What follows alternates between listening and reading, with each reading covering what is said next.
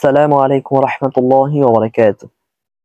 आज के আমরা ফার্স के पहले किताबेर এই ক্লাসে इंतखाब आज अशआर शुअराए मुख्तलिफा এই শিরোনামের কিতাআ ইবনে ইয়ামিন এই পরিচ্ছেদটি নিয়ে আলোচনা করব ইনশাআল্লাহ। চলুন মূল আলোচনা শুরু করি। বিসমিল্লাহির রহমানির রহিম। সকলে স্ক্রিনের প্রতি লক্ষ্য করুন, দেখবেন দেওয়া রয়েছে इंतखाब आज अशआर शुअराए मुख्तलिफा। इंतखाब অর্থ হলো নির্বাচিত, আজ অর্থ হলো থেকে, শুআরায়ে মুখতালিফা শুআরা অর্থ হলো কবিদের, মুখতালিফা অর্থ হলো বিভিন্ন। তাহলে এমত অবস্থায় এই হেডলাইনের অর্থ দাঁড়ালো এই যে বিভিন্ন কবিদের কবিতা সমূহ থেকে নির্বাচিত। আশা করি আপনারা এই হেডলাইনের অনুবাদটা বুঝতে পেরেছেন। এরপর দেখুন লেখা রয়েছে কিতাআ ইবনে ইয়ামিন। কিতাআ অর্থ হলো দুচরণ বিশিষ্ট পংক্তি, ইবনে ইয়ামিন অর্থ হলো কবি ইবনে ইয়ামিন। কিতাআ ইবনে ইয়ামিন এর পুরো অর্থ হলো এই যে কবি ইবনে ইয়ামিনের দুচরণ বিশিষ্ট পংক্তি। এরপর আপনারা দেখুন স্ক্রিনে দেওয়া রয়েছে মর্দ বায়াত কে হর কুজা বাশদ। মর্দ অর্থ হলো মানুষের, বায়াত অর্থ হলো উচিত, কে অর্থ হলো হলো। মর্দ বায়াত কে অর্থ হলো মানুষের উচিত হলো, হার কুজা অর্থ হলো যেখানেই সে, বাসাত থাকুক না কেন। তাহলে মর্দ বায়াত কে হার কুজা বাসাত এতটুকুর অর্থ দাঁড়ালো এই যে মানুষের উচিত হলো যেখানেই সে থাকুক না কেন, ইজ্জত খেশতান নিগাহদারত। ইজ্জত অর্থ হলো ইজ্জত সম্মান, খেশতান অর্থ হলো নিজের, ইজ্জত খেশতান অর্থ হলো নিজের ইজ্জত সম্মান, নিগাহদারত অর্থ হলো হেফাজত করা। ইজ্জত খেশতান নিগাহদারত এর অর্থ হলো নিজের ইজ্জত সম্মান হেফাজত করা। তাহলে মর্দ বায়াত থেকে এই নিগাহদারত এতটুকুর অনুবাদ দাঁড়ালো এই যে মানুষের উচিত হলো যেখানেই সে থাকুক না কেন নিজের ইজ্জত সম্মান হেফাজত করা। আশা করি আপনারা এই এবারটুকুর অর্থ বুঝতে পেরেছেন। এরপর দেখুন লেখা রয়েছে খদ পসন্দি ও আবলাহি নাকুনাদ। খদ পসন্দি এর শাব্দিক অর্থ হলো নিজের পছন্দ। এই খোদ পসন্দি এর আরো একটা অনুবাদ রয়েছে, তা হলো আত্ম অহংকার। আমরা এখানে আত্ম অহংকার অনুবাদটাকে গ্রহণ করলাম, অর্থাৎ আমরা এই আত্ম অহংকার দ্বারা এই বাক্যের অনুবাদ করব। কেননা আত্ম অহংকার দ্বারা অনুবাদ করলে বিষয়টা শ্রোতাদের খুব সহজেই বুঝে আসবে, আমি আশা করতেছি। এই কারণে আমি আত্ম অহংকার দ্বারা অনুবাদ করব। আর আত্ম অহংকার দ্বারাই আপনার বেশিরভাগ সরাহের ক্ষেত্রে, মানে আত্ম অহংকার দ্বারা বেশিরভাগ সরাহের মধ্যে অনুবাদ করা হয়েছে। হদ পছন্দি অর্থ হলো আত্ম অহংকার, ও অর্থ হলো এবং, আবেলাহি অর্থ হলো মূর্খতা, নাকুনাদ অর্থ হলো করবে না, কিন্তু এখানে উদ্দেশ্য হলো প্রকাশ করবে না। তাহলে পুরো এবারতে অর্থ দাঁড়ালো এই যে আত্ম অহংকার এবং মূর্খতা প্রকাশ করবে না। আশা করি আপনারা এবারটুকুর অর্থ বুঝতে পেরেছেন। এরপর দেখুন স্ক্রিনে লেখা রয়েছে হার চে কেবির ও নাহিস বগসারত। হার চে অর্থ হলো সব ধরনের, কেবির অর্থ হলো অহংকার, ওয়া অর্থ হলো এবং, নেহিস অর্থ হলো গর্ব, বগসারত অর্থ হলো পরিহার করবে। পুরো এবারতে অর্থ দাঁড়ালো এই যে সব ধরনের অহংকার ও গর্ব পরিহার করবে। এখানে একটা বিষয় আপনাদের মনে জাগবে, তাহলে এই যে নেহিস, নেহি অর্থ আমরা জানি নিষেধাজ্ঞা, কিন্তু এখানে গর্ব উঠলো কারণ কি? এর উত্তর হলো যে নেহি এর আসল অর্থ হলো নিষেধাজ্ঞা, তবে এখানে উদ্দেশ্য হলো গর্ব।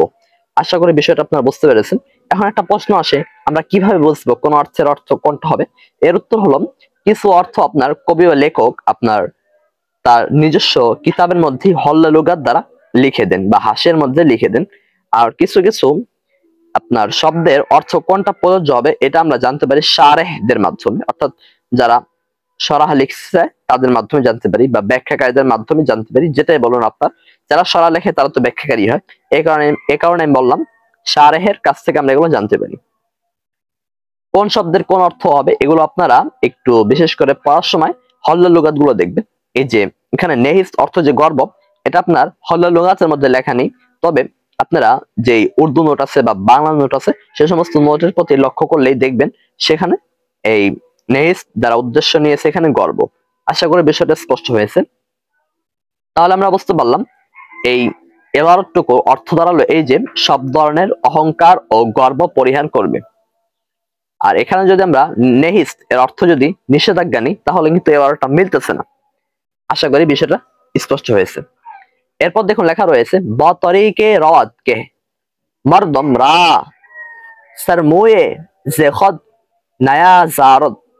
বতরিকে অর্থ হলো এমন ভাবে, পথ, রওয়াত অর্থ হলো চলবে, কে অর্থ হলো যাতে করে, মর্দম অর্থ হলো মানুষের, র অর্থ হলো জন্য, সার মুয়ে অর্থ হলো বিন্দু পরিমাণ, যে অর্থ হলো থেকে, খদ অর্থ হলো সিও।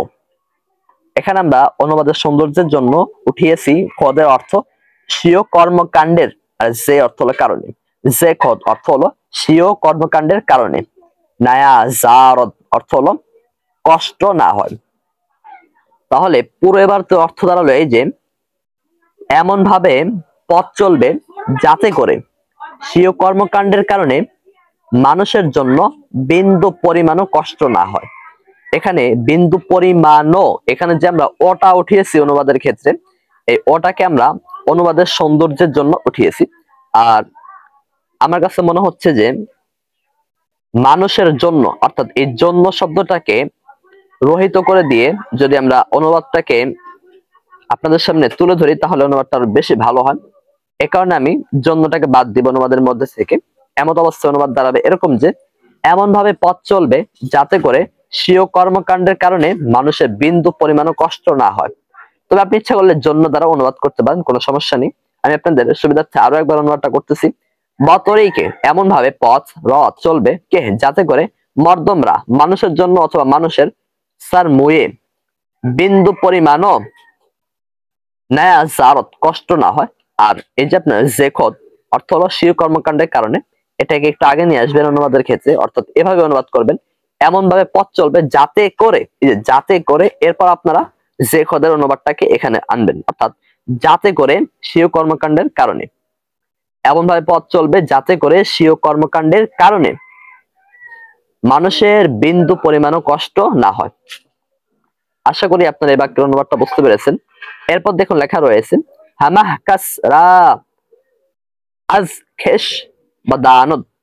হামাহ কাসরা, হামাহ অর্থ হলো সকল, কাস অর্থ হলো মানুষ, র অর্থ হলো কে। হামাহ কাসরা অর্থ হলো সকল মানুষকে, আজ অর্থ হলো থেকে, খেস অর্থ হলো নিজ, আজ খেস অর্থ হলো নিজ থেকে, বাদানুদ অর্থ হলো উত্তম মনে করবে। বদানত, দানত অর্থ হলো জানা, কিন্তু এখানে বদানত দ্বারা উদ্দেশ্য হলো উত্তম মনে করা। আশা করি বিষয়টি স্পষ্ট হয়েছে। এমত অবস্থায় এই বাক্যের অনুবাদ দাঁড়ালো এই যে সকল মানুষকে নিজ থেকে উত্তম মনে করবে। এরপর দেখুন লেখা রয়েছে হেজ কাসরা হাকির না সুমারত। হেজ অর্থ হলো কোন, কাস অর্থ হলো মানুষ, অর্থ হলো কে, কোন মানুষকে, হাকির অর্থ হলো তুচ্ছ, না সুমারত অর্থ হলো মনে করবে না।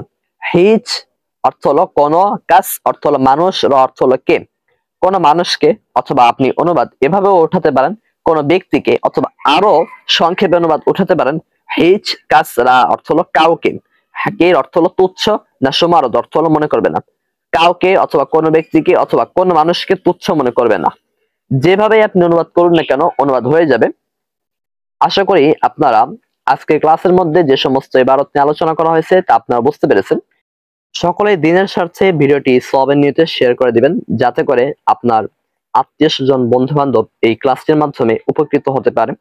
আর ক্লাসটি যদি আপনাদের বিন্দু পরিমাণ উপকার করে থাকে তাহলে অবশ্যই ক্লাসটিতে একটি লাইক দিবেন, আর যদি আপনাদের বিন্দু পরিমাণ উপকার না করে থাকে তাহলে অবশ্যই ডিসলাইক দিয়ে কমেন্টে লিখে যাবেন কেন আপনাদের উপকারে আসতো না, আর আমরা কি কি আমাদের ক্লাসের মধ্যে উন্নতি করলে আপনাদের ভালো হবে তাও আপনারা কমেন্টে লিখতে ভুলবেন না। আজকের মতো আমরা আমাদের ক্লাস এখানে শেষ করতেছি। আসসালামু আলাইকুম ওয়া রাহমাতুল্লাহি ওয়া বারাকাতুহু।